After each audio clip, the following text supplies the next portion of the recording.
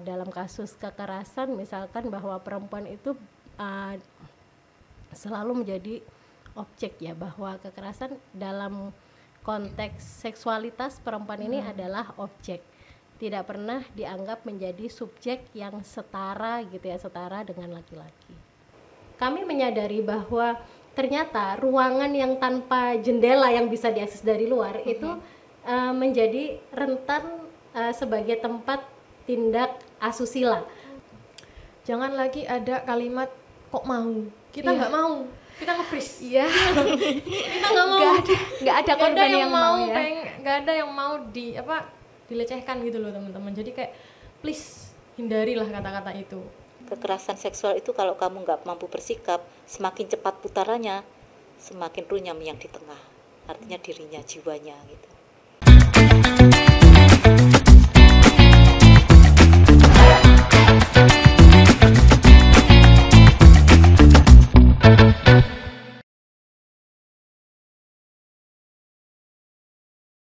Halo Tribuners, kembali lagi di podcast Cakap Sana Cakap Sini, Tribun Jatim Network bersama saya Nadifa Ariandi dan saya Syafaria Afrilza Basila.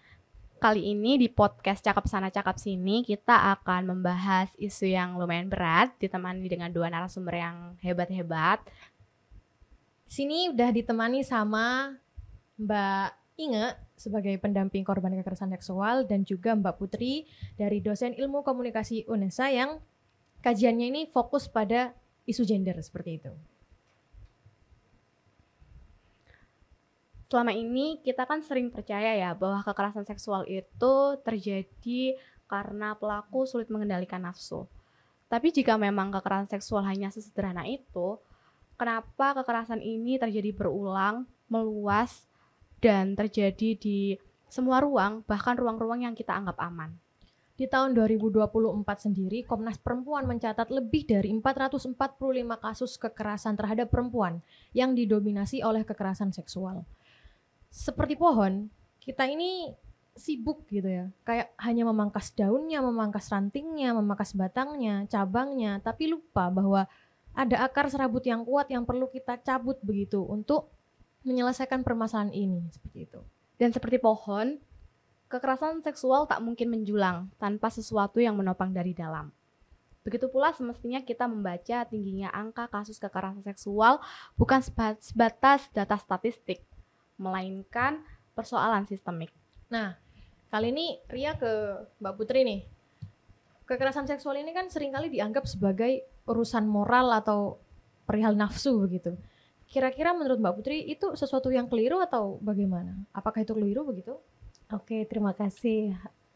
Bicara kekerasan seksual ini memang kompleks banget gitu ya. Kita nggak bisa melihat ini apakah hanya sekedar karena nafsu yang muncul terus kemudian terjadi KS. Saya rasa itu satu hal yang menyederhanakan persoalan gitu. Karena ibaratnya kalau itu hanya dinisbahkan pada hasrat seseorang yang tidak bisa mengendalikan hasratnya, ternyata pada kondisi-kondisi yang sama ada orang yang kemudian bisa mengendalikan hasrat tetapi ada yang tidak. Nah, sebenarnya kenapa hal ini terjadi? Saya rasa ini ada kaitannya dengan budaya-budaya, nilai dan struktur di dalam masyarakat kita yang selama ini masih menjadikan perempuan itu sebagai objek gitu. Jadi ibaratnya gini nih, kalau ada cewek jalan gitu, cewek jalan itu kita sudah terbiasa melihat cewek ini sebagai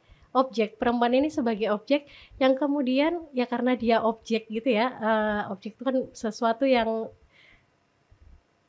seperti benda mati gitu, yang kemudian kita berhak melakukan apapun pada perempuan tersebut gitu. Dan kenapa objektifikasi perempuan ini berlangsung? Saya rasa ada banyak peran masyarakat serta media di dalamnya.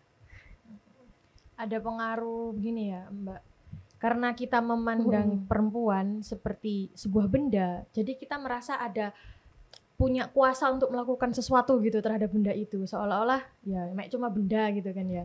Lantas dalam konteks itu seperti apa sih relasi kuasa gitu di dalam konteks kekerasan seksual seperti itu? Nah, itu konsep kedua selain objektifikasi ya, yang menurut saya memang nilai-nilai yang tidak melindungi dan juga tidak pro terhadap perempuan gitu. Dalam tadi objektifikasi perempuan itu kan salah satu bentuk nilai yang muncul dalam masyarakat yang demikian patriarkal, di mana masyarakat patriarkal itu kan melihat perempuan ini sebagai kelompok yang terpinggirkan gitu, kelompok yang inferior. Nah, siapa kelompok superiornya? Tentu laki-laki dalam hal ini gitu. Dan relasi kuasa itu sesuatu yang memang nyata adanya gitu.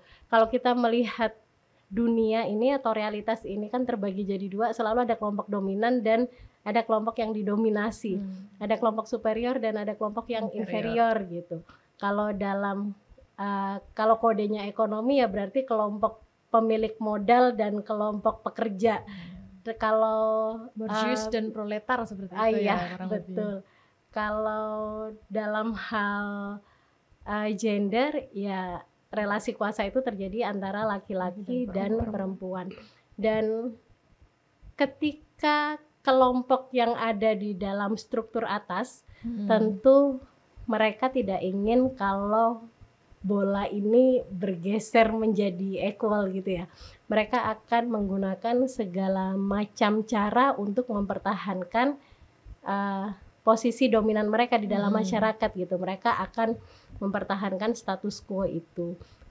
Saya rasa itu yang kemudian membuat nilai-nilai yang membuat perempuan itu selalu terpinggirkan, sekeras apapun upaya mereka untuk mencapai kesetaraan itu, tetapi ya kesetaraan yang sesungguhnya memang bahkan sampai saat ini pun setelah beratus-ratus tahun kerja dari teman-teman yang menyuarakan tentang kesetaraan perempuan juga masih belum tercapai. Mengapa? Ya karena kelompok dominan itu mereka juga berusaha melanggengkan nilai-nilai yang mendiskreditkan perempuan. Mereka tidak ingin menurunkan dominasi mereka gitu loh, untuk menjadi setara seperti itu. Iya betul. Dengan caranya gimana ya? Dengan cara hegemoni nilai, kita dimanipulasi nilai-nilai bahwa harus menerima keterpinggiran kita, harus menerima bahwa memang perempuan itu tidak sepotensial dan tidak sebaik laki-laki dalam banyak hal. Bahwa dalam kasus kekerasan misalkan bahwa perempuan itu selalu menjadi objek ya, bahwa kekerasan dalam konteks seksualitas perempuan ini adalah objek, tidak pernah dianggap menjadi subjek yang setara gitu ya, setara dengan laki-laki. Berarti itu udah dari struktur sananya ya Bu ya. Apa sih ya sebenarnya membentuk itu sehingga terjadi ketimpangan ini? Dari segi sosial, ekonomi, politik dan budaya itu kenapa sampai membentuk yang seperti ini sampai saat ini gitu, perempuan sampai didiskreditkan seperti itu? Iya, ini sebenarnya terjadi sudah disosialisasikan dan diinternalisasikan dalam masyarakat. Nilai-nilai demikian itu dari satu generasi ke generasi, dari mulai kita kecil sampai sekarang. Misal nih kalau kita lihat media ya, ada konsep male gaze. Nah, male gaze itu di mana mata kamera itu dianggap sebagai representasi dari mata laki-laki. Jadi itu sebabnya kalau kita lihat dalam film, dalam iklan atau apa, itu selalu yang kita lihat adalah gambaran perempuan yang diinginkan oleh laki-laki. Bukan gambaran perempuan yang yang menjadi dirinya sendiri. Tetapi karena itu yang selalu kita lihat gitu ya, maka kita mempercayai bahwa itulah nilai yang sesungguhnya tentang perempuan itu sendiri gitu. Udah ke bridging dari lahir gitu. Iya benar banget. Berarti bisa diibaratkan atau diasosiasikan kita itu hidup dalam dunia yang maskulin ya. Iya. Kurang memberi ruang pada feminitas, pada nilai-nilai perempuan yang sesungguhnya. Nah, praktik untuk relasi kuasa ini gimana ya, untuk bagaimana bentuk praktik relasi kuasa ini sehingga memberikan ketimpangan gitu buat perempuan dalam lini kehidupan kita sehari-hari, dalam soal kerja, kemudian nggak usahlah ke kerja, hak-hak atas tubuh kita saja. Kita bahkan tidak menjadi diri kita sendiri, tidak berhak atas badan kita sendiri misalnya. Nah, praktik seperti itu kan, nah itu bagaimana, Mbak? Iya, praktik terkait, aduh ini berat sekali bahasanya ini tadi pertanyaannya. Oh, baiklah. Bagaimana kemudian kita memiliki kuasa atas tubuh kita sendiri? Saya rasa ketika perempuan mulai punya kesadaran, punya literasi gender dan edukasi ya, pendidikan itu saya rasa menjadi kunci bagaimana kemudian akhirnya perempuan itu bisa keluar dari cangkang hegemoni nilai-nilai yang yang mendiskreditkan dirinya gitu. Karena ketika yang namanya hegemoni itu kan ada konsep kesadaran palsu. Kita seolah-olah sadar, tetapi sebenarnya kesadaran yang kita miliki adalah kesadaran yang salah dan semu gitu.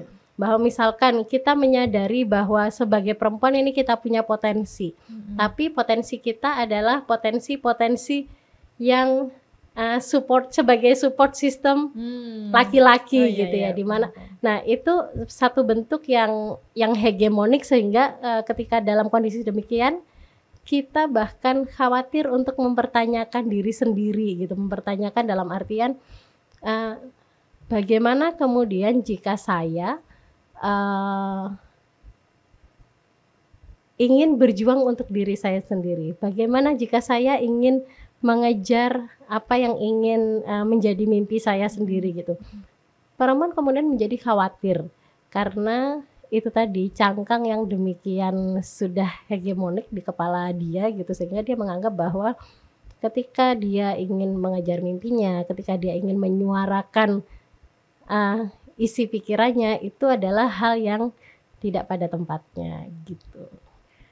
Kalau ditarik ke hari ini itu kan semakin banyak ya Mbak ya perempuan yang punya kesadaran gender seperti itu. Tapi lagi-lagi sebagai yang seolah punya dominasi dari kaum laki-laki ini jarang sekali. Kalau ada sosialisasi soal apapun begitu ya mengenai hak-hak perempuan dan lain-lain, pasti pesertanya perempuan gitu kan. Tapi laki-laki ini nggak pernah ada gitu loh di ruang kurang itu. menyentuh Padahal, kurang menyentuh begitu. Padahal kan mau dibilang dominan pun ya nggak harus patriarkal dong kayak gitu kan. Apakah kemudian kita tidak bisa menyentuh sisi maskulin laki-laki dengan gimana lah ya biar bisa mengerti lah kita itu gitu loh. Iya, nah memang ya kayaknya Mbak Inga ya konstruksi masyarakat kita tuh kan memang cukup kuat ya. Jadi tanpa disadari itu di bawah sadar baik di laki-laki maupun perempuan. Jadi bongkar itu yang tidak mudah gitu. Sehingga ketika mereka juga berperan sebagai pengambil kebijakan, produk regulasinya juga produk yang maskulin gitu. Sampai ke sana gitu. Iya, dan seperti ada segregasi gitu, pemisahan ketika kita bicara isu perempuan. Isu perempuan itu biasanya isu yang muncul di hari Kartini dan juga hari Ibu 22 Desember.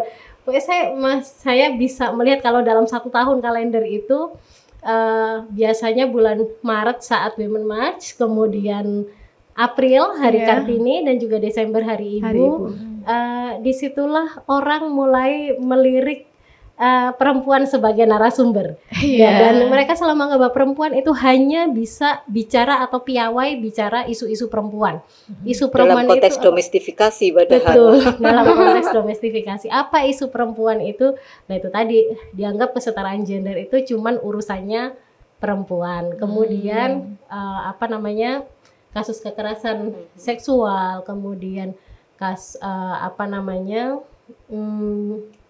apalagi yang dianggap isu perempuan stunting dan segala macamnya. Bahkan kalau bicara dikaitkan dengan interseksinya dengan kesehatan, itu tidak lagi menjadi isu perempuan, tetapi itu sudah dianggap isu publik, dan ketika itu dianggap sebagai isu publik, maka laki-laki lah yang lebih piawai bicara demikian gitu. Sehingga bisa kita lihat ada fenomena all male panel ya.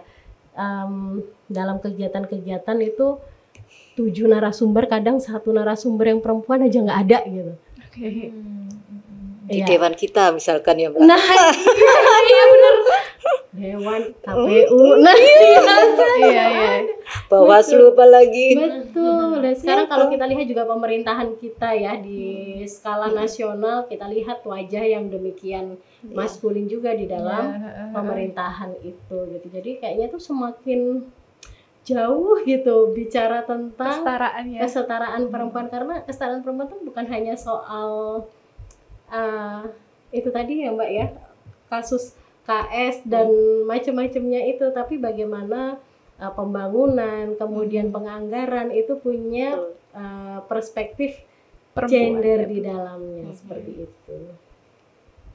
Selain budaya nih, agama, maaf, di masyarakat kita ini kan juga sangat kental banget gitu lah ya, secara sisi religiusitasnya gitu. Nah, sejauh mana sih agama ini akhirnya menjadi faktor yang kemudian dominan gitu loh, memberikan stereotip ini benar ini salah.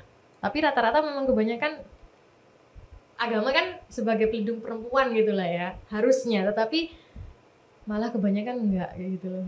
Bagaimana kemudian posisi agama di situ loh Mbak? Oke. Iya. Gini, saya yakin Nadifa dan Ria ya, benar ya, Nadifa sama Ria pun ketika saya rasa ini tidak hanya pada bidang agama saja, tapi pendidikan kita itu pendidikan yang tidak mengasah nalar kritis kita, dan sifatnya itu dogmatis gitu. Kita tuh ya di rumah itu harus ini harus itu, kita kalau tanya dimarahin sama orang tua gitu kan ya, sudah nggak usah banyak bantah, benar-benar walat. Di sekolah pun demikian. Dan saya lihat pengajaran agama pun juga dilakukan dengan cara-cara yang demikian dogmatis, hanya satu arah, dan tidak membuka ruang wacana-wacana gitu, sehingga kita ini takut kalau mau tanya apapun, apalagi kalau sudah ada kaitannya dengan agama gitu ya, takut dosa, takut kualat, takut macam-macam ya gitu. Padahal saya rasa agama manapun itu menempatkan nalar pikiran manusia itu dalam posisi yang tinggi gitu, karena yang membedakan manusia dengan makhluk-makhluk Tuhan lainnya itu adalah akal budinya. Jadi saya rasa kaitannya tadi agama itu betul, bahwa agama itu seharusnya memang menjadi pencerah gitu ya, pencerah dari situasi masyarakat yang carut marut, yang gulita dan segala macamnya. Tetapi karena kita ada yang kurang tepat cara kita dalam memaknai agama dan juga belajar agama itu sendiri, sesuatu yang seharusnya menjadi pencerah itu tadi menjadikan dalam beberapa hal justru mematikan lampu itu sendiri gitu. Iya betul. Kayak kan banyak juga ya kasus-kasus KS yang terjadi di pesantren, dilakukan oleh pengajarnya kepada santrinya itulah gitu kan. Betul.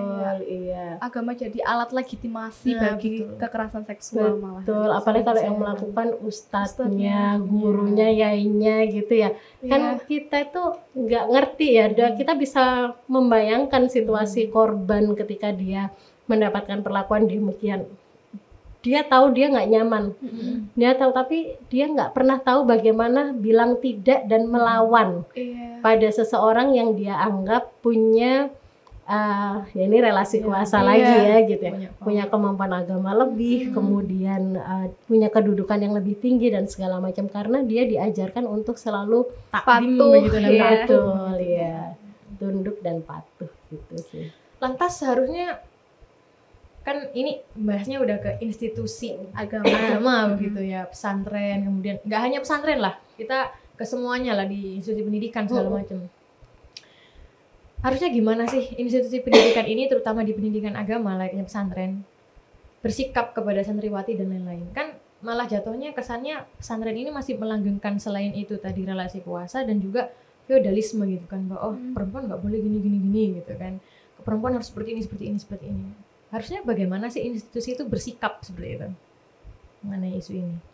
Iya, saya rasa setiap institusi mau pesantren ataupun institusi pendidikan apapun, mereka harus mau pada era sekarang ini mereka harus mau lebih terbuka, membuka akses pada pada pengawasan dari pihak luar dan lain sebagainya. Dan juga mereka mulai memperhatikan bahwa ada standar keamanan, standar kenyamanan yang itu memang harus dipenuhi. Ini kalau kita bicara infrastruktur dari institusi pendidikan. Nah, saya mungkin bicara dalam institusi di mana saya bekerja gitu. Kami menyadari bahwa ternyata ruangan yang tanpa jendela yang bisa diakses dari luar itu menjadi rentan sebagai tempat tindak asusila ataupun KS gitu. Sehingga salah satu hal yang kemudian kebetulan saya di kampus juga menjadi bagian dari Satgas PPKPT gitu.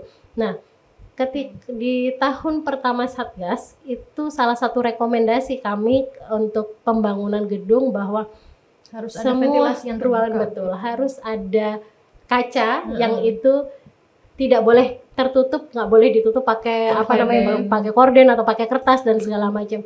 Yang itu bisa membuat orang di luar juga bisa melihat ke dalam kondisi di dalam seperti itu. Artinya tidak hanya perempuan yang harus punya kesadaran, tetapi di sekitar pun didukung oleh fasilitas yang memadai dan kesadaran lingkungan juga. Betul. Nah, kalau kemudian kita melihat bahwa perempuan yang sadar ini sebagai satu-satunya solusi, saya rasa juga itu jauh sekali, betul gitu. Karena kita bicara tindakan preventif itu kan banyak sekali ya gitu. Mulai dari infrastruktur yang ramah perempuan, terus kemudian tempat yang gelap-gelap tuh harusnya dikasih lampu. Nah, benar gitu, ya kan. Kantormu di belakang. Sangat tidak ramah perempuan. Iya betul. Kita bisa ngebayangin misalkan kalau ada perkosaan yang terjadi ketika perempuan pulang malam lewat di gang. Gangnya sepi, nggak ada CCTV, terus gulita, dia disergap, diperkosa di situ. Bagaimana kemudian ceritanya? Apakah ceritanya akan sama kalau misalkan di situ itu dekat dengan akses keamanan, ada security yang standby, kemudian lampunya terang di situ, lampunya terang, ada CCTV dan segala macam. Apakah ceritanya akan sama? Nah, saya rasa dengan keamanan ini menjadi satu faktor yang memberikan rasa aman ya pada perempuan-perempuan dimanapun mereka berada. Jadi bukan perempuannya yang dilarang keluar malam ya? Iya banget itu. Tapi itu adalah mitos yang harus kita hancurkan ya. Gak boleh itu kayak gitu. Tempat umumnya yang harus ramah sama perempuan, bukan perempuan yang dilarang keluar malam. Lingkungan juga harus gitu. ramah terhadap perempuan sih. Oke. Nah, setelah tadi kita menggali akar, kita akhirnya menemukan suatu unsur yang ikut menyuburkan kekerasan seksual, yaitu stigma tadi, seperti mitos kayak perempuan keluar malam itu menjadi sampai jadi mitos alasan atau justifikasi kekerasan seksual. Nah, dalam masyarakat kita kan ada stigma dan stereotip terhadap korban kekerasan seksual yang seolah menyederhanakan dimensi psikologis korban. Misalnya kalau korban diem ketika terjadi kekerasan seksual atau nggak menolak, itu dianggapnya korban setuju. Nah, gimana sih cara kita semestinya kita memahami respon korban dari sisi psikologis itu, Bu Inga? Ya, terima kasih teman-teman. Jadi kalau kita bicara soal kekerasan seksualnya dulu ya. Kalau kekerasan seksual itu yang paling gampang kita kenali dulu ada perbuatannya. Perbuatannya itu apakah dia secara fisik atau hanya omongan atau dengan medium digital kayak gini. Itu ada perbuatan. Terus kemudian kenapanya tadi udah banyak diulas teman-teman terkait dengan relasi kuasa. Ada juga yang karena bujuk rayu, itu kan juga bisa masuk ya. Terus kemudian ada dampak. Dampaknya apa? Bisa dampak langsung ke fisik yang kita kenali, misalkan sampai terjadi kehamilan, atau kemudian misalkan ada bekas cekikan karena di situ juga ada penganiayaan, atau kemudian lebam-lebam yang lain, itu juga bisa dikenali. Nah, kemudian ada dampak yang tidak bisa dikenali secara fisik, misalkan dampak secara psikologisnya. Kadang orang tidak melihat itu gitu ya, karena bisa jadi juga penyintas itu akan berusaha cover up. Jadi misalkan dia dalam kondisi sendiri baru dia nggak bisa kontrol emosinya, kemudian menyakiti diri sendiri. Kalau teman-teman kenalin self harm gitu ya, kadang yang barcode, istilahnya barcode sekarang tuh ya, atau kadang sampai tarik-tarik rambutnya. Itu ada juga yang sudah suicide thoughts. Yang ini berpikir untuk bunuh diri, bahkan sudah ada juga yang melakukan itu. Ada yang berhasil, ada kok berhasil, enak banget ya Pak. Jadi ada yang melakukan tindakan suicide itu, ada yang sampai bisa dicegah juga gitu. Nah, jadi dampak-dampak itu yang kita bisa identifikasi gitu ya. Ada juga dampak lebih lanjut itu misalkan ke psikososialnya. Misalkan dia ngalamin bullying ya. Kalau tadi ada faktor stigma, belum tentu juga komunitas itu friendly terhadap korban. Baik itu komunitas di lingkungan pendidikan maupun di kampungnya. Kadang kan orang itu nggak ngomongin tapi cara pandangnya itu kan cara pandang yang gitu kan. Oh ini ta sing ini, oh ini ta gitu. Gitu ya. Apalagi kalau misalkan ada yang sudah di digital yang disebar-sebar gitu kan, kadang orang itu malah menyimpan itu, terus kemudian ditunjukin ke teman yang lain, yang ada malah wi ini wi itu gitu ya, tanpa melihat bagaimana korban itu untuk merangkak pulih gitu. Itu ya, jadi ada revitalisasi yang tadi teman-teman juga udah sampaikan. Nah kemudian bisa jadi dampaknya dia psikososial lagi, misalkan dia dikeluarkan dari tempat pekerjaan. Kalau dia sudah bekerja dianggapnya itu tidak mampu menjaga nama baik, padahal dia korban. Terus kemudian dia bisa juga dikeluarkan dari sekolah, atau kemudian wali muridnya itu harus dipaksa tanda tangan, kayak gitu. Tanda tangannya mengundurkan diri, seakan-akan mengundurkan diri gitu ya. Tapi kemudian itu ada proses-proses bagaimana wali itu ditekan dan kemudian melakukan itu. Jadi dampaknya cukup panjang gitu. Ketika kita kemudian mengadvokasi undang-undang tindak pidana kekerasan seksual, salah satunya termasuk tadi, mulai awal tadi sudah dibicarakan soal pencegahan itu mulai ada. Jadi yang namanya lex spesialis tidak hanya bicara soal pelakunya, tapi bagaimana ruang pulih untuk korban itu juga difasilitasi. Jadi kami mengapresiasi beberapa misalkan perguruan tinggi yang sudah punya Satgas PPKS, kalau sebelumnya Satgas PPKS ya Bu ya. Jadi kalau sekarang tuh PKPTT yang itu Permendikbud 55 kalau nggak salah ya. Terus kalau misalkan ada di pendidikan agama itu ada PMA 73 kalau nggak salah. Dan kalau di satuan pendidikan itu kan mulai PAUD sampai ke SMA ya, itu ada Permendikbud 46. Jadi secara regulasi sebenarnya sudah disiapkan itu. Bagaimana implementasinya, itu yang tidak mudah. Kadang hanya untuk menggugurkan kewajiban. Tapi ketika penanganan, ternyata misalkan ketika kasusnya itu antara korban dan pelaku, pasti kita setelah assessment, kita juga menyampaikan teman-teman, misalkan si korban bisa melakukan jalur hukum kah atau mau non litigasi kah, itu sepenuhnya wilayah dari penyintas. Nah, kalau sudah memutuskan baru kita siapkan. Oh, kalau mau litigasi yang disiapkan karena ini ranah pidana, otomatis kekuatanmu ada di alat bukti. Sampai di mana punya alat buktinya. Itu perlu disiapkan, termasuk juga menyiapkan psikologis. Ketika datang ke kantor polisi nanti ditanya penyidik dengan intonasinya yang belum tentu tadi juga woman friendly gitu ya. Itu persoalan tersendiri juga. Apalagi penyintasnya misalkan disabilitas. Kalau kita bicara interseksionalitas, bisa jadi udah perempuan, disabilitas, terus kemudian dia dari agama minoritas misalkan. Itu menjadi berlapis. Kemudian oh kan dia bekerjanya apa? Bekerjanya di jam malam misalkan. Terus dia single parent. Berlapis-lapis kayak gitu. Itu yang tidak mudah gitu ya. Jadi ketika ayo ternyata keputusannya mau jalur hukum, alat buktinya apa? Bukannya kita mendesak korban harus melengkapi alat bukti, tapi ini juga memudahkan ketika beneran nanti dia dihadapkan pada penyidik. Misalkan alat bukti yang pertama itu keterangan dia sebagai korban, sebagai saksi gitu ya. Ada nggak saksi lain? Meskipun nggak ada yang melihat, tapi misalkan, oh pada saat itu saya diajak check-in, itu ada teman yang tahu kalau ke arah sana. Itu atau satpam di penginapan tersebut. Karena kan nanti ada fase gelar perkaranya nih. Kesediaan saksi-saksi ini menjadi penting. Karena ada juga saksi yang bahkan melihat di depan mata nggak mau jadi saksi. Tantangannya kayak gitu. Jadi unsur itu harus dipenuhi. Kemudian juga alat bukti yang kedua itu surat. Surat yang di sini dimaksud itu terkait dengan hasil visum. Nah, kalau misalkan hasil visumnya itu positif, kita bersyukur. Tapi juga cukup banyak hasil visum fisiknya itu nggak bunyi. Jadi itu yang menjadi tantangan tersendiri ya. Kalau yang bunyi tadi misalkan ditemukan robekan himen arah jam sekian, itu jelas. Atau robekan himen itu selaput darah ya. Itu misalkan robekan lama. Berarti sinkron dengan keterangan sejak tahun berapa itu dilakukan dan itu berulang, karena kalau kita lihat unsur tindak pidana kekerasan seksual kan cukup beragam ya. Ada yang sifatnya eksploitasi seksual itu kan cukup panjang dilakukan dengan ancaman segala macam.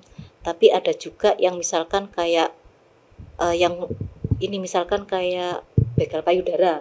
Itu kan agak sulit menemukan buktinya ya. Ya kalau ada CCTV itu bisa jadi alat bukti, tapi kalau enggak apa gitu. Karena terjadi begitu cepat ya. Cepat kan, mendadak misalkan kayak gitu ya. Itu tadi disampaikan nggak ada yang tahu ya, betul. Apalagi misalkan tadi tonic immobility tiba-tiba nge-freeze gitu ya. Itu kan kadang orang bisa jadi secara refleks dia terlatih untuk asertif, dia bisa melakukan perlawanan.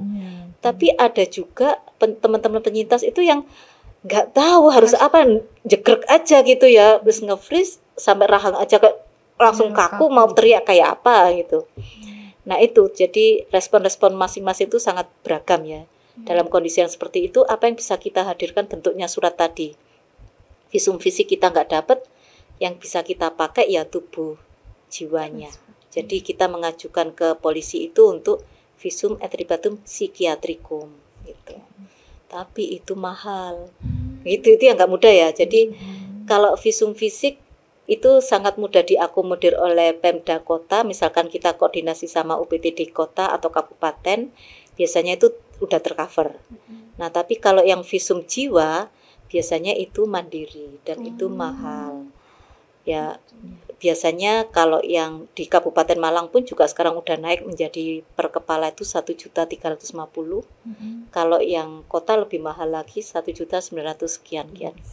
Fasilitasnya juga terbatas yang malah membebani. Dan itu hanya gitu. Bukti surat ya. Beda kan kalau misalkan setelah pemeriksaan ini ada layanan terapinya untuk psikologis, itu biaya sendiri. Itu kan bisa sangat tinggi juga gitu ya. Artinya bahwasanya dampak yang tadi ikutan dari KS itu bisa sangat panjang. Kalau tidak mendapat layanan yang proper ya itu bisa dibawa sampai mati. Dalam kondisi PTSD itu kan nggak mudah ya gitu. Itu yang kita lihat tidak mudahnya. Ada juga jenis kekerasan seksual yang sulit lagi itu kalau kita lihat di unsur pasal 4 Undang-Undang TPKS itu kan ada yang pemaksaan kontrasepsi gitu ya. Kan ini juga jarang sekali muncul gitu ya. Ini terutama muncul kemarin itu di pernikahan anak. Jadi anak ini dinikahkan secara paksa. Di unsur TPK juga ada sebenarnya sekarang. Jadi ada unsur soal pemaksaan perkawinan. Kami sangat mengapresiasi itu muncul meskipun pada saat advokasi itu kemarin, proses gitu. Politiknya nggak mudah gitu. Itu di situ itu anak ini pada saat dinikahkan masih sekolah dasar ya, masih MI, terus dia mau melanjutkan ke MTS sama suaminya juga tidak diperbolehkan. Terus ada pemaksaan kontrasepsi tadi, dia seringkali dibawa ke tenaga kesehatan untuk injeksi. Itu masih sangat remaja, dan kemudian pemaksaan yang lain dia diminta trisam sama istri pertama. Ya Allah. Jadi itu yang tidak mudah ya. Itu anak, jadi bagaimana anak itu bisa memunculkan realitas itu kan butuh perjuangan luar biasa gitu. Itu hal-hal yang tidak mudah dialami oleh korban gitu. Nah setelah bisa ngomong pun ternyata juga lingkungan tidak friendly gitu ya. Kayak tadi di lingkup sekolahnya juga seperti itu. Sampai ada wali murid yang kemudian tanda tangan anaknya untuk keluar dari sekolah ketika tidak ada jaminan bullying di sekolah. Begitu. Saya rasa juga dampak kekerasan seksual bagi korban ini sangat berat juga ya, sangat berat. Meskipun saya bukan penyintas ataupun korban, tapi terasa sekali beratnya, apalagi korban ya. Maka dari itu penting bagi kita untuk menghilangkan stigma atau stereotip bagi korban, karena itu akan menjadi ruang kekerasan lanjutan bagi korban. menjadi korban kekerasan seksual saja rasanya sudah berat ya, apalagi harus mendapatkan kekerasan lanjutan dari stigma dan stereotip itu. Sama ini sih Diva, aku highlight tadi dari Mbak Inga, jangan lagi ada kalimat kok mau, kita nggak mau, kita nge-freeze. Iya. Kita nggak mau, nggak ada korban yang mau ya. Nggak ada yang mau dilecehkan gitu loh teman-teman. Jadi kayak please hindarilah kata-kata itu. Itu stigma ya, maksudnya itu stigma bahwa korban mau itu sangat-sangat salah, keliru ya teman-teman, karena namanya juga korban, pasti nggak ada korban yang mau seperti itu kan, diperlakukan seperti itu. Nah, pertanyaan selanjutnya, stigma itu kan sering hadir karena masyarakat kita masih gagal memahami adanya unsur kekerasan psikis, misalnya kayak manipulasi psikologis.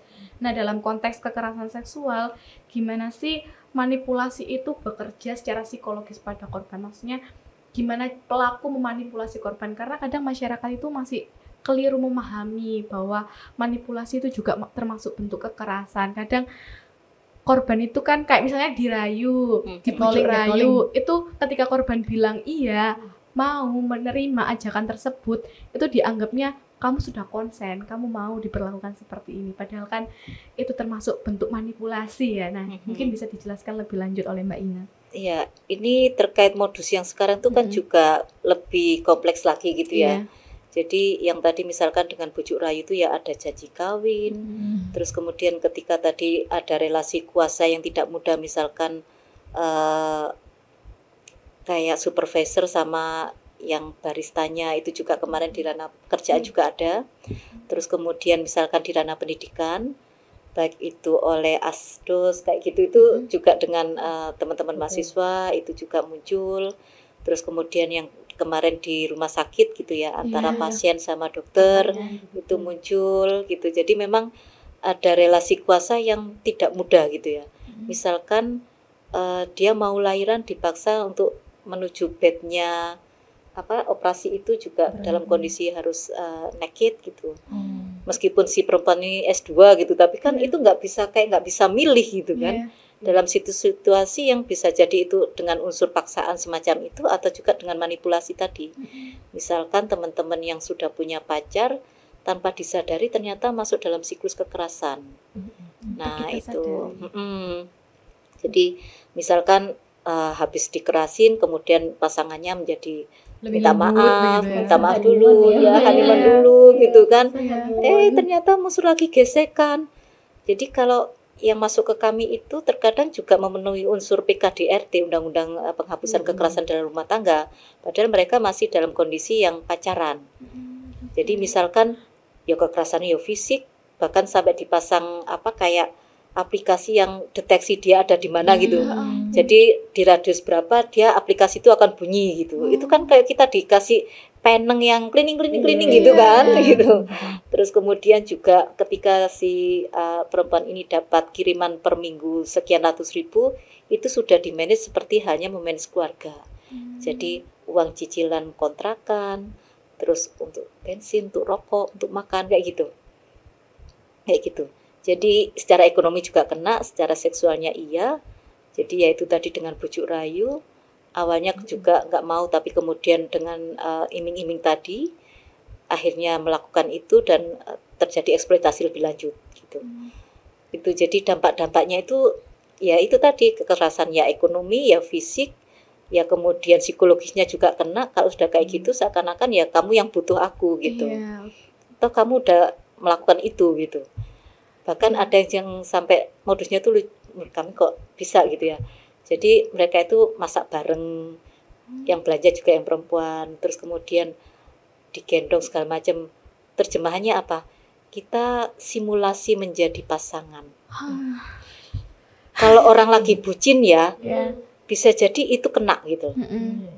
Simulasi gitu. Ya, dan itu Mbak Inga diajarkan oleh media kita. Kalau di medsos itu coba deh teman-teman browsing aja ya gitu, couple goal itu nggak ada couple goal itu terus visualnya di perpus diskusi bareng atau belajar bareng, ngaji bareng, nggak ada. Intim ya, nggak ada. Atau ini apa namanya couple pose gitu. Jadi kalau biasanya kan teman-teman nih kalau pengen berpose apa Iya. foto cari inspirasi pose kan dari medsos ya kan. Nah, ketika itu ditulisnya seperti itu, pasti yang muncul adalah gambaran orang yang lagi guling-guling sama pacarnya, gendong-gendongan, ciuman dan segala macam. Akhirnya itu menjadi standar bahwa kalau Iya. pacaran itu harus seperti itu. itu. Yap, gitu. Itu. Iya, jadi awalnya itu ya smooth banget gitu ya, tapi kemudian menjadikan kalau sudah melakukan sampai penetrasi itu akan ada perubahan. Jadi akan sangat berbalik sekali gitu. Itu yang sering kali muncul sehingga pada saat penyidik kalau dia lapor polisi itu agak kesulitan, terutama kalau yang dewasa ya. Kalau korbannya anak pasti akan gampang kena undang-undang perlindungan anak ya.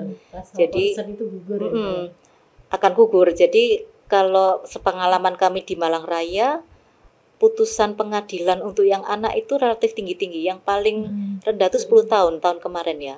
10 tahun ada, terus kemudian itu pelakunya juga Ustadz. Jadi JPU-nya itu menuntut 9 tahun, tapi kemudian majelis hakim mutusnya 10 tahun. Tuntutannya rendah sekali ya. Iya. Terus kemudian ada juga yang pelakunya 2 orang yang masih anak SMP tadi itu, SMP baru seminggu bahkan seragamnya belum dijahit tadi. Itu pamannya kena 15 tahun, yang tetangganya kena 13 tahun. Yang mohon maaf pelakunya pemimpin institusi agama yang punya juga MI sampai MA, itu pidananya 15 tahun, nggak terima, dia melakukan banding, nggak terima lagi. Ya ampun. Jadi di pengadilan kasasi sampai kasasi karena dia di pengadilan ya itu pun juga tetap 15 tahun, nggak goyang pasal, itu 15 tahun dan beberapa penyintas itu karena itu cukup panjang ya.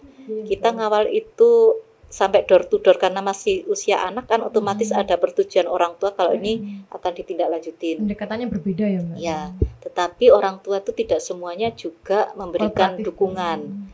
Bahkan ada yang bilang ketika korbannya itu kena cabul gitu ya, alamak enggak sampai melebu, enggak sampai dilebon. Jadi itu ekspresi seorang ibu terhadap putrinya yang sudah ketakutan.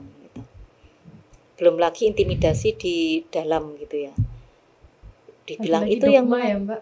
Iya, itu jadi menggunakan bahasa, bahkan ketika pelaku dipanggil 3 kali nggak hadir kan jadinya DPO. Itu pun dia masih unjuk power. Jadi dia masih di sebuah media TV swasta gitu, masih mimpin doa-doa. Jadi sampai sama temanku yang lawyer itu di HP-in saking kagetnya gitu ya, di record, dikirim ke aku, tak kirim ke Bukanit gitu ya. Tuh sampai kayak gini. Kenapa nggak segera ditangkap? Mbak itu sudah tak serahkan buser kayak gitu juga gitu. Akhirnya wah kayaknya kelamaan juga karena udah sampai 2 tahun. Jadi mereka kita mintakan perlindungan ke lembaga perlindungan saksi dan korban karena cukup banyak korban-korbannya. Kami juga nggak bisa menjangkau satu-satu gitu ya. Dan itu sampai 3 kali perpanjangan perlindungan karena nggak kelar-kelar tadi gitu. Dan dampaknya kan juga ikutan dampak nggak hanya korban pada keluarganya gitu. Jadi untuk ruang puli waktu itu juga ada yang mau ujian MTS 1 orang, mau ujian MA 1 orang, dan keduanya ini awalnya nggak mau ujian di tempat sekolah, tempat peristiwa gitu ya. Jadi sampai kita itu juga dibantu oleh beberapa organisasi keagamaan untuk memantau proses ujiannya anak-anak ini. Jadi jaminan keberlanjutan pendidikan itu penting ya, supaya tidak berulang, dan kemudian karena di situ juga ada dampak pada pengajar yang lain sampai di PHK karena berdiri di samping korban. Dampaknya kayak gitu. Mungkin kalau kekerasan itu terjadi di ranah personal, misalnya di hubungan rumah tangga atau relasi pacaran gitu ya, apakah sebenarnya korban yang denial, kayak misalnya dia tahu kalau itu bentuk manipulasi, cuman dia tuh denial, enggak kan pacarku sebenarnya sayang, enggak suamiku sebenarnya sayang, gini-gini. Apakah itu termasuk sudah terpengaruh manipulasi atau gimana?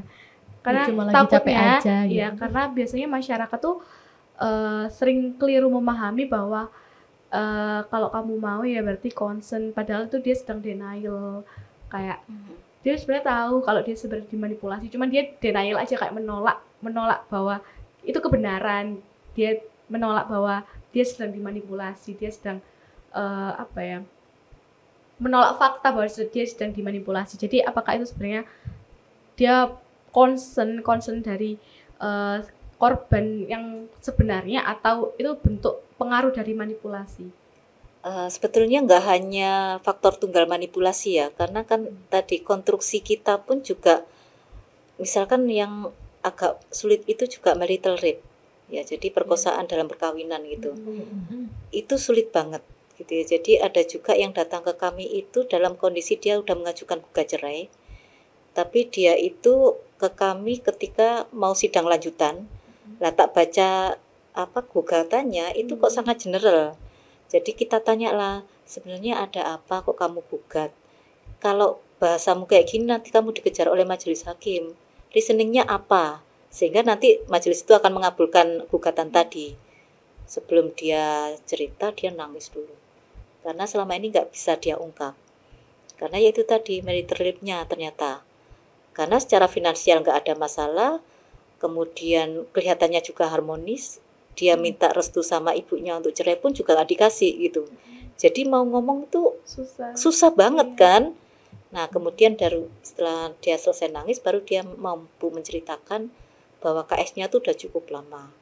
Jadi di awal-awal pernikahan itu suaminya tuh seringkali dulu tuh masih pakai yang DVD itu loh Mbak. Jadi jadi sebelum itu sering beli itu dan kemudian harus melakukan seperti yang di film itu. Iya. Dulu masih pakai media gitu kan. Nah ternyata kok pembelian tuh semakin sering gitu. Lah akhirnya capek lah dia harus mengikuti dengan cara yang aneh-aneh. Iya. Dan itu nggak pernah dia sampaikan ke orang lain gitu. Sampai akhirnya kok yang masuk lewat belakang segala macam, dia udah nggak sanggup lagi gitu. Pada saat dia menyampaikan ke pasangan, ada kalanya pasangan tuh minta maaf, tidak melakukan, tapi kemudian beli lagi. Jadi memang tidak mudah ya untuk kita menyadarkan kamu dalam siklus ini loh. Kekerasan seksual itu kalau kamu nggak mampu bersikap, semakin cepat putarannya, semakin runyam yang di tengah. Artinya dirinya, jiwanya gitu. Menyadarkan itu nggak mudah, termasuk orang-orang yang teman-teman yang pacaran ya. Ada yang sampai mahasiswa itu dia pilih cuti supaya tidak dekat secara fisik. Kalau secara fisik dia akan nggak bisa bersikap. Dia cuti 1 tahun, dia nggak ada di Malang, menyatakan udah off beneran sama dia. Kemudian dia balik ke Malang, kok kayaknya indikasinya aku juga merasa kayaknya belum selesai nih, meskipun udah 1 semester nggak bersentuhan gitu ya. Terus Bu mau cerita opo gitu, wes berbes milih aduh wes gitu ya, piye gitu. Terus dia ceritakan ternyata meskipun saya udah putus itu kok berat ya, beratnya apa? Ternyata pasangannya masih kena pinjol, dia masih ikut bayarin.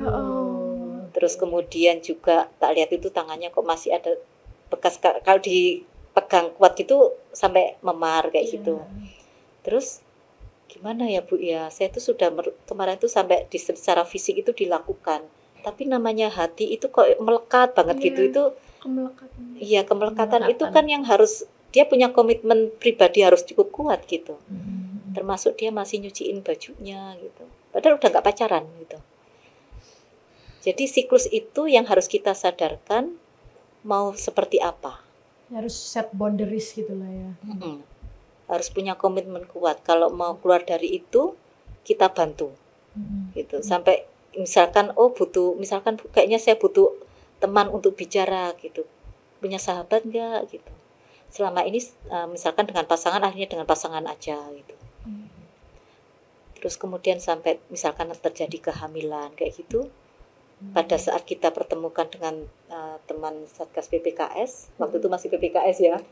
Nah pada waktu itu sempat pendarahan segala macam. Pada waktu dipertemukan, ternyata laki-lakinya barusan aja menikah dengan perempuan yang lain gitu. Sudah gak sulit kan kalau kayak gitu itu. Sementara ini kandungan udah semakin gede. Berarti nggak cuma manipulasi yang menjadi faktor, tapi kayak attachment antara korban dan pelaku juga yang mempersulit itu yang tidak pemulihan mudah. Korban, Ya, apalagi kalau tadi ya di ranah-ranah yang seharusnya aman gitu ya. Entah itu ranah pekerjaan kah atau ranah pendidikan. Yang tahun kemarin tahun ini, jadi minggu yang lalu itu ada juga sidang yang itu korbannya anak, dan itu ada di sebenarnya cukup viral juga kalau teman-teman tracing, itu ada di panti asuhan. Jadi kita kemarin dampingin korban yang pada saat sidang. Jadi seharusnya ruang aman kan itu. Iya. Iya betul.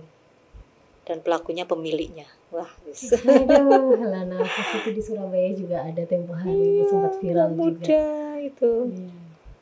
Begitu Padahal teman-teman. panti asuhan image-nya, brandingnya baik Baik. ya, ternyata Memberikan perlindungan iya, kayak di gitu. dalamnya tidak melindungi ternyata. Dan itu juga tidak mudah karena ternyata kalau panti asuhan itu kan melekatnya ke dinas sosial. Iya. Kalau misalkan pondok itu melekatnya nanti dengan Kemenak gitu ya. Jadi kan kita juga mesti paham ini tata kelola penanganannya dengan apa, dengan institusi siapa gitu. Sampai tadi misalkan butuh shelter kemana gitu. Dan nanti yang pembenahan institusi internalnya siapa. Itu kalau pantinya terdaftar di dinas sosial. Iya betul. Nah, banyak panti yang belum terdaftar di dinas sosial. Itu tantangannya. Betul. Iya. Terus kalau tidak terdaftar bagaimana itu, Mbak? Itu tantangan tersendiri kan. Jadi kita setidaknya kita rescue korban dulu. Itu penting. Jadi kemarin ketika itu sampai muncul kayak gitu, beberapa yang ada di dalam tuh sampai titip ke, ada di pondok pesantren, ada di apa yang untuk rehabilitasi, sampai mencar-mencar kayak gitu. Karena itu tempatnya udah mau dimasak waktu itu. Dan itu pun nggak hanya ke korban ya jatuhnya. Kan akhirnya perlu untuk rescue semua yang ada di sana juga kan. Wah, makin ruwet menangani hal-hal. Nah, kemudian tadi kita sudah menyimak gimana dampak kekerasan seksual terhadap fisik dan psikis korban, tapi juga kami ingin tahu juga nih, gimana sih dampak kekerasan seksual itu terhadap hubungan relasional korban. Jadi hubungan korban dengan lingkungannya, hubungan korban dengan tempat kerja, ya psikososial, gimana dampak psikososial terhadap korban kekerasan seksual itu. Ya, ini masuk ranah pemulihan ya. Kalau yang di Undang-Undang TPKS itu kan juga unsur pemulihan termasuk psikososial itu menjadi penting. Bahkan kita juga asesmennya itu tidak hanya asesmen penanganan kasusnya mau seperti apa dan persiapannya kayak apa, tapi keberlanjutan korban tadi. Misalkan pekerjaannya bagaimana, khawatirnya justru korban yang kemudian dipecat atau dia berdiri di samping korban sebagai saksi nih ya, itu juga dianggapnya ikut mencemarkan nama baik institusi gitu kan, sehingga 2 orang kemarin juga ada yang dipecat. Itu juga muncul. Terus kemudian yang masih sekolah juga kayak gitu. Jadi ranah hukumnya jalan, tapi kemudian di lingkungan pendidikannya ternyata masih bullying. Bahkan ada anak tahun kemarin itu dia mau ujian kelas 3 SMP itu sampai nggak mau sekolah, meskipun ranah hukumnya jalan. Gitu. Jadi kan edukasi publik itu begitu pentingnya ya, menyiapkan sekolah itu menjadi ramah terhadap penyintas seperti apa. Itu masih SMP. Kemudian yang SMA, SMK-nya juga seperti apa, tahun ini juga lagi berjalan. Jadi kita sampai memastikan ke sekolahnya, ketemu guru BK-nya, ketemu dengan wali sekolahnya gitu. Itu kita juga menyampaikan kondisi setelah asesmen korban seperti ini, apa yang bisa dilakukan sama-sama gitu. Itu menjadi penting. Dan terlebih juga misalkan ruang jalurnya riwa-riwi sekolah ternyata itu juga tidak mudah gitu ya. Karena misalkan ini potensi ada ekses lanjutan, karena kemarin itu pelaku udah ditahan tapi potensi eksesnya itu antar suku gitu. Ketika pelaku suku apa, yang ini suku apa, itu kita melihat potensi itu udah mulai muncul gitu. Jadi kan jalur aman untuk riwa-riwi sekolah pun juga kita pikirin gitu ya. Kayak tadi sampai kita mikir jalur evakuasinya kayak apa terhadap anak-anak yang sudah mencar pulang boyong ke masing-masing tadi itu juga kita siapkan. Berarti secara nggak langsung kita semua di sini tahu ya bahwa kekerasan seksual itu nggak hanya melukai fisik dan psikis, tetapi juga merenggut, merampas ruang hidup korban. Kemudian menurut narasumber sebenarnya gimana sih dukungan sosial yang sehat itu dibangun untuk membantu korban pulih dari trauma pasca kekerasan seksual itu? Iya, jadi memang untuk memastikan ruang pulih itu nggak sederhana ya. Karena ini kan kita bicara publik yang itu dengan ragam kepala dan paradigmanya masing-masing gitu. Setidaknya dia punya support system dulu, support system yang terdekat yang benar-benar bisa bikin ruang aman buat dia. Entah itu ruang di tempat kosnya kah, atau kalau di keluarga dia punya keluarga yang bisa support. Karena juga ada juga keluarga yang nggak support kan kayak tadi ya. Itu di kasus yang itu ada 2 keluarga yang nggak support. Bahkan sampai persidangan ibunya melarang gitu. Melarang hadir gitu. Sampai kita coba upayakan gimana dapat support dari ibunya gitu. Terus kemudian juga bagaimana lingkungan misalkan sekolah, karena ada juga waktu itu sekolah yang justru ini dikip aja jangan sampai keluar kayak gitu juga ya atas nama baik kampusnya atau sekolahnya gitu. Jadi sampai kita itu jaga audiensinya juga dengan dinas pendidikan, kemudian ke Polres juga untuk memastikan proses hukumnya jalan, terus kemudian ke UPTD kalau misalkan sampai tadi ya sampai hamil, terus kemudian sementara di layanan shelter itu kan terbatas 14 hari. Itu sementara anak hamil gimana gitu ya, Nggak cukup 14 hari nggak cukup, apalagi ini risiko tinggi. Kalau akibat tindak pidana kan nggak tercover BPJS ya. Jadi gimana untuk kita bisa ngecek anak ini tidak positif HIV, nggak kena IMS, terus kemudian USG itu kondisi janinnya aman, itu kan nggak bisa pakai BPJS gitu. Itu harus ada pembaruan dari kebijakan ya. Iya, itu advokasinya nasional karena itu kebijakan nasional yang itu ya. Jadi yang selama ini kita upayakan pasti kita juga berelasi dengan teman-teman tenaga kesehatan yang punya perspektif korban. Bisa nggak tolong dibantu untuk ini dicekkan, karena di antara mereka kemarin ada yang kena indikasi IMS, itu yang usia anak ada, usia dewasa ada yang indikasinya kena gonore gitu ya. Jadi itu kan yang melekat di tubuh perempuan, ada juga yang kena HPV, human papilloma virus kayak kutil kelamin. Ya itu udah kena itu, kalau itu kena sampai ke serviks, resikonya juga CA serviks. Jadi IMS itu bisa sangat panjang dampaknya gitu ya. Terus kemarin yang hamil lahiran itu ternyata juga lahirannya sesar, wah itu biaya dari mana juga pusing kita kan. Terus kemudian ketika anak ini 13 tahun lahiran gak mungkin dia ngasuh, akhirnya anak itu diserahkan ke dinas sosial. Seperti itu. Dan bayinya juga akan kena stigma. Iya. Kan ada juga biasanya kalau yang diterima oleh keluarga, kadang identitas anak itu menjadi ini anak bapak ibunya si korban, jadi seakan menghilangkan asal usul anak itu gitu. Kakaknya biar ikut masuk kakak ini ya gitu. Benar. Itu kemarin juga rumit karena harus bongkar identitas tuh ke pengadilan agama dulu, menyatakan bahwa dia sebagai ibu kandungnya, kemudian nanti memindahkan ke Disduk Capil, baru nanti merubah aktenya. Aduh panjang sekali ini untuk identitas gitu ya. Gitu. Apalagi kalau korbannya disabilitas, pusing lagi kita. Iya, kalau disabilitasnya fisik masih enak kita ya, masih bisa diajak nyusun kronologis bisa gitu. Tapi kalau disabilitas intelektual, waduh untuk mengenali kapan terakhir menstruasi udah nggak bisa. Jadi kalau pas kayak gitu kita nemanin di dokter forensik gitu, dok minta tolong ya diresepkan morning pill gitu ya. Karena ya untuk jaga-jagan, kalau misalkan kejadian masih baru masih bisa lah kecanda dengan morning pill, alat kontrasepsi darurat gitu ya. Tapi kalau enggak kan alam kayak gitu tuh.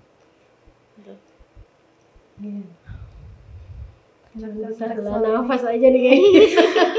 Udah kompleks dan berat sekali ya. Dan korbannya pun KS tidak hanya perempuan ya teman-teman. Iya, ada juga laki-laki. Kami juga waktu itu ada kayak challenging juga ketika masih advokasi undang-undang tindak pidana kekerasan seksual itu.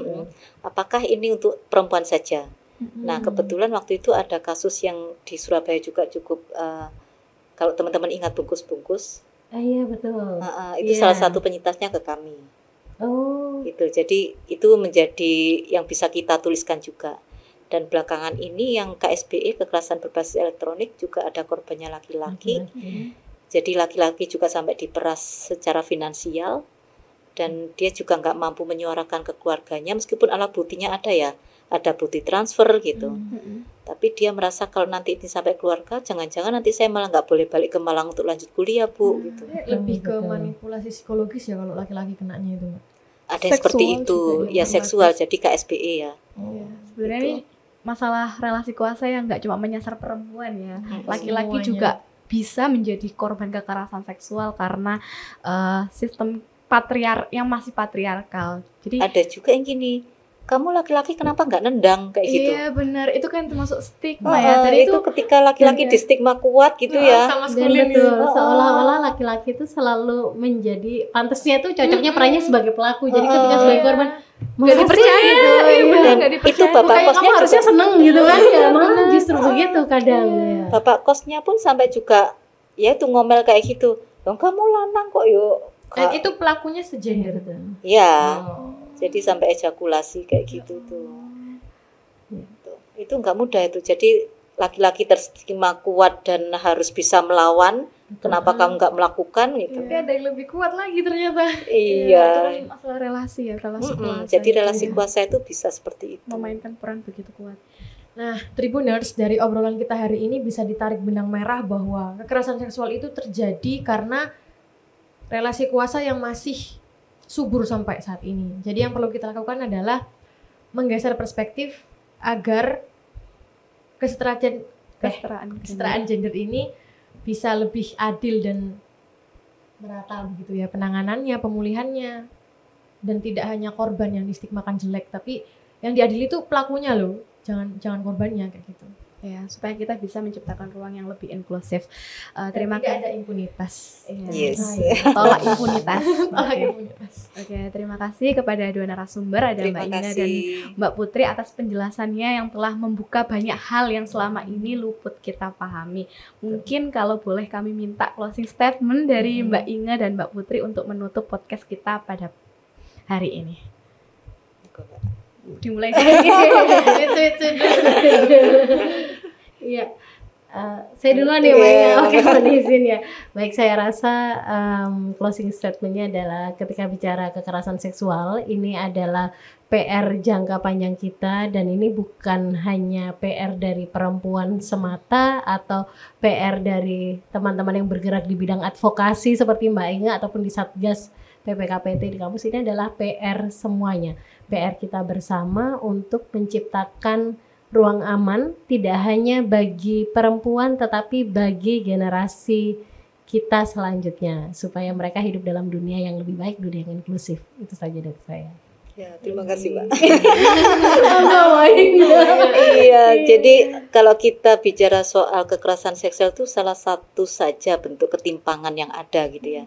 Ketimpangan yang sebenarnya juga perempuan itu berupayanya sudah luar biasa juga kalau kita lihat, katakanlah upaya untuk nilai-nilai gender equity ya equal dan equity. Kadang equity-nya itu lepas gitu ya.